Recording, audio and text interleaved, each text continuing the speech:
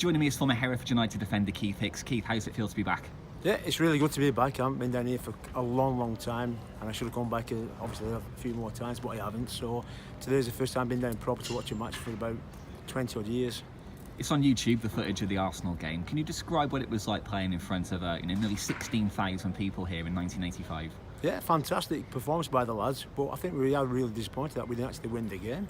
We had a golden chance in the last minute, and Mike Carter decided to head a ball over the biggest goalkeeper, the tallest goalkeeper in the world, when he should have had it down by his feet. And if we'd have won that game 2-1, we'd have been playing, I think it was York away in the next round, the fourth round of the FA Cup. What was it like having Mal Pejik as your defensive partner? Pej, I still speak to Pej now and again.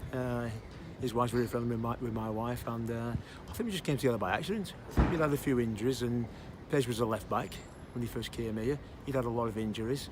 He couldn't really get into the team, break into the team, but I think we happened by accident, and he was put alongside me, and we just kind of like gelled. So obviously I did everything. I did all the heading, I did everything. He used to just sweep alongside me with his big cigar out and have a laugh Riley.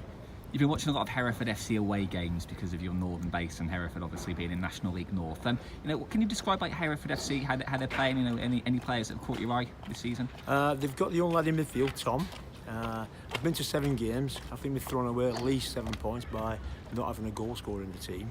But obviously there's Tom, there's a right back, I won't know his name.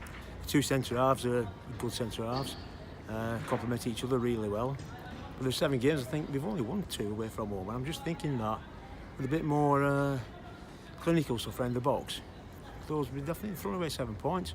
The biggest one being Ashton United, where we drew 0-0. And it was just time for just crying out for a goal. And I feel really sorry for the fans. They spend a lot of money. It's a long way from down here, obviously, up to like North Manchester. And they just deserve a little better, as far as I'm concerned. And Hereford has a massive space in your heart, doesn't it? It does, yeah. I mean, I was down there 5 years, and I did finish up having an injury that was a year after I left this place. And to be honest, if I'd known it, hindsight's a wonderful thing. But I think if I would have known then what I know now, I would have stayed down here.